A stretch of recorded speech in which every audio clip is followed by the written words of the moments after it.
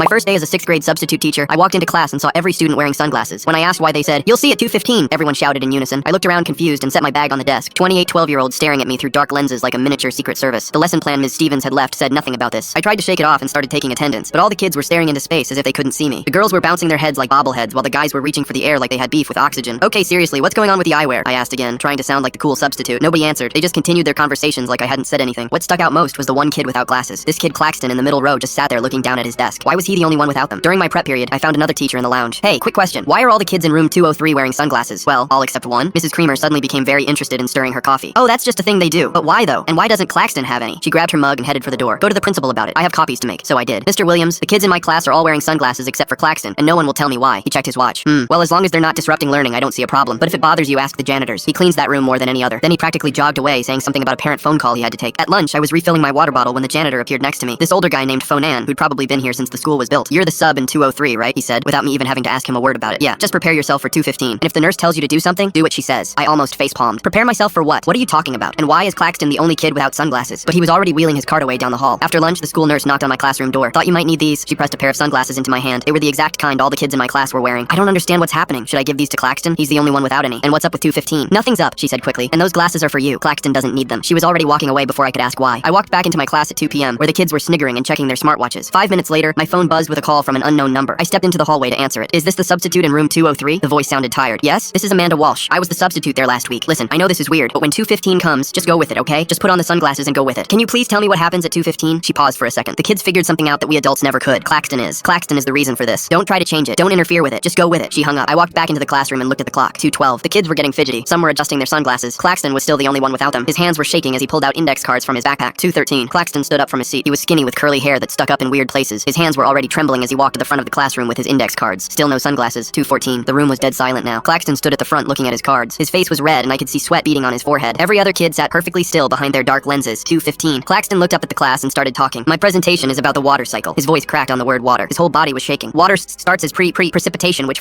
falls from clouds. That's when I understood it. Claxton was terrified of public speaking. Beyond a normal kid, nervous. Panic attack level fear. His eyes kept darting around, and every time they did, his voice got smaller and his shaking got worse. But he also couldn't see anyone's eyes. He couldn't see if they were laughing or judging. All he could see was a room full of dark lenses, and all of a sudden, his voice was getting steadier. This is called evaporation, he said. The more he talked, the more confident he became. It turns out that the kids had figured out that if Claxton couldn't see their eyes watching him, he could get through his presentations. I looked around at the other kids. Some had their heads tilted like they were listening. Others were probably not paying attention, but Claxton couldn't tell the difference. As far as he knew, every single person was locked onto his every word. This gave him the confidence to keep speaking. Before I knew it, he was even making jokes, which got a few laughs. I looked down at the sunglasses the nurse had given me, then I put them on. But sadly, that was the biggest mistake I could have made. Suddenly, Claxton stopped speaking and turned to me. I'm not a weird freak, okay? He ran at me suddenly, as everyone took their sunglasses off. Full story on channel linked below.